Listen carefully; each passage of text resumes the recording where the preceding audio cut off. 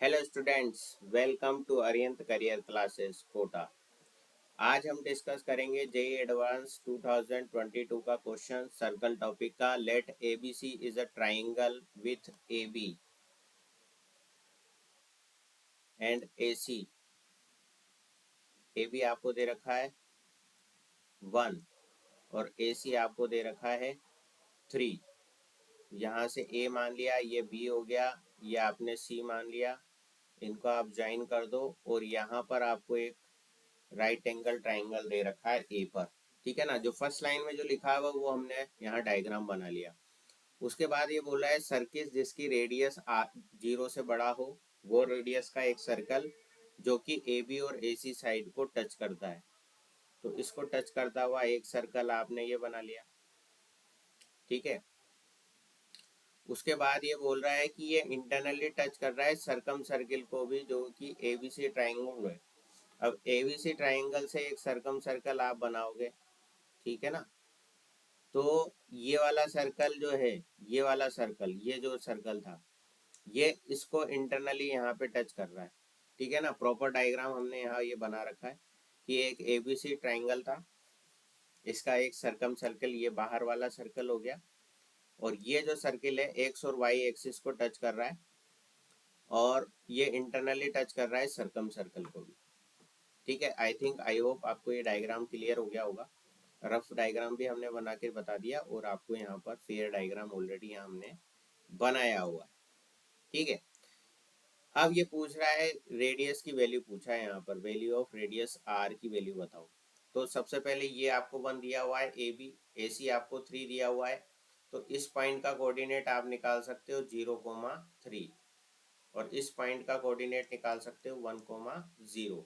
तो C point का coordinate निकाल लिया हमने, और बी पॉइंट का कोऑर्डिनेट निकाल लिया। अब ये जो सेंटर है, ये यहाँ से ये जो लाइन बन रही है आपकी, जो हाइपोटेनियस है ट्राइंगल एबीसी की, ये इस सरकम सर्किल के लिए क्या होगी, डायमीटर होगी। और ये डायमीटर के एंड पॉइंट्स हैं। तो सेंटर निकालने के लिए क्या करेंगे, मिड पॉइंट फॉर्मूला यूज करेंगे। तो ये मिड पॉइंट फॉर्मूला से आपका सेंटर फाइंड आउट हो गया। जैसे सी पॉइंट का कोऑर्डिनेट 0,3 है और बी पॉइंट का कोऑर्डिनेट 1,0 है।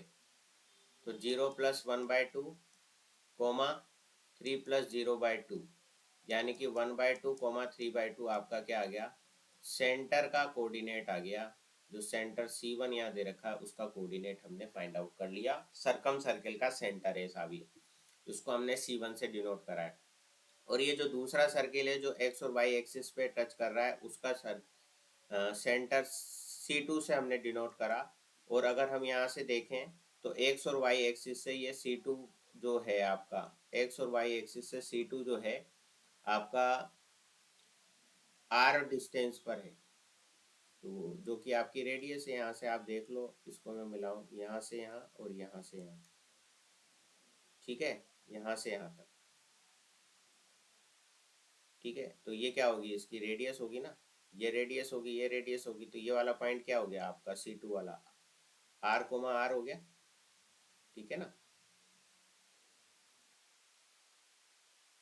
तो C2 का सेंटर हो गया R,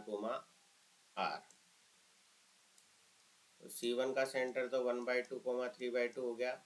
C2 का सेंटर हो गया R, ये हमने कंसिडर कर लिया। ठीक है। अब पहले वाले की तो हम रेडियस भी फाइंड आउट कर सकते हैं। जो सरकम सर्कल था वो यहाँ से यहाँ तक था, ये इसकी रेडियस है।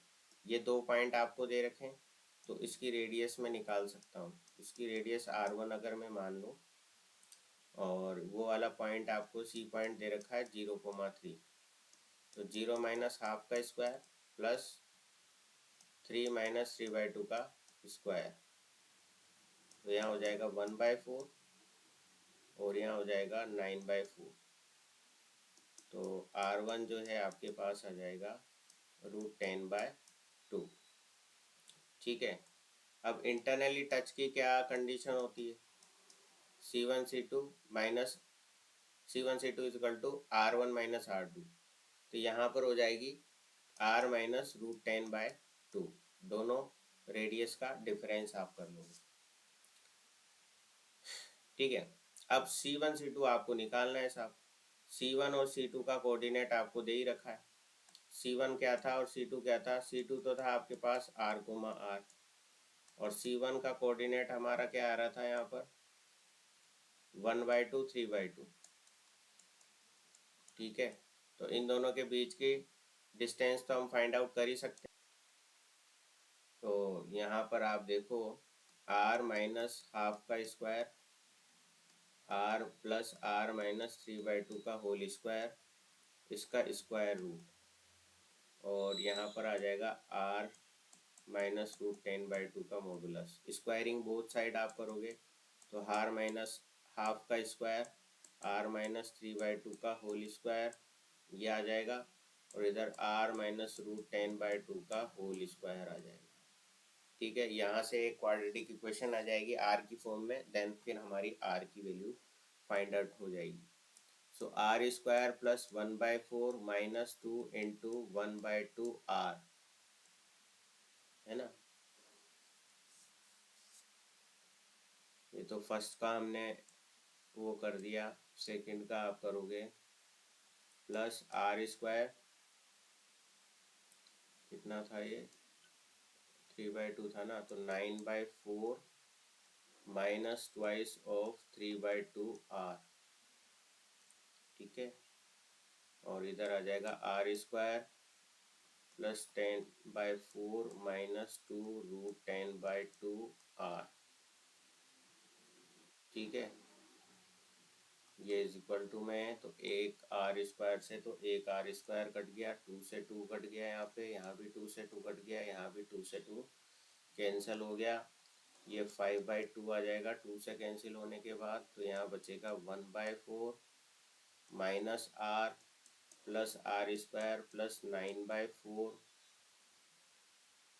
Minus 3R is equal to 5/2 minus root 10R। ठीक है, तो ये माइनस R और minus R square minus 4R। ठीक है, और ये हो जाएगा आपका 10/4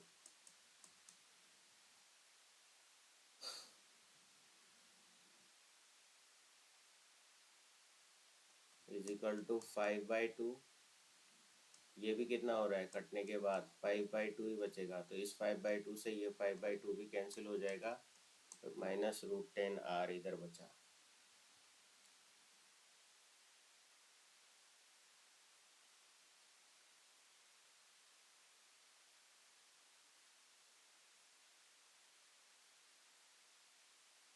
तो यहाँ क्या आएगा? R square minus 4R,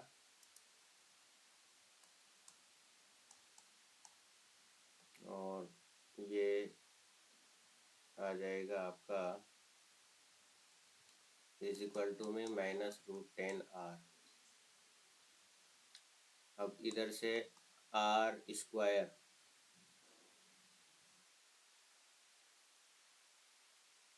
minus 4R plus root 10R यहाँ पे आएगा। अब R यहाँ आप कॉमन अगर ले लें तो R माइनस 4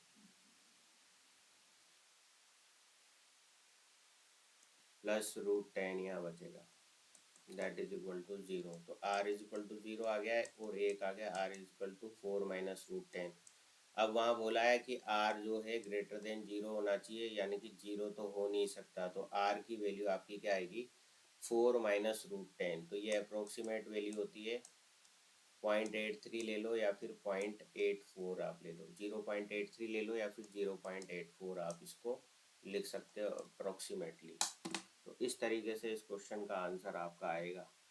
ठीक है, लाइक शेयर एंड सब्सक्राइब।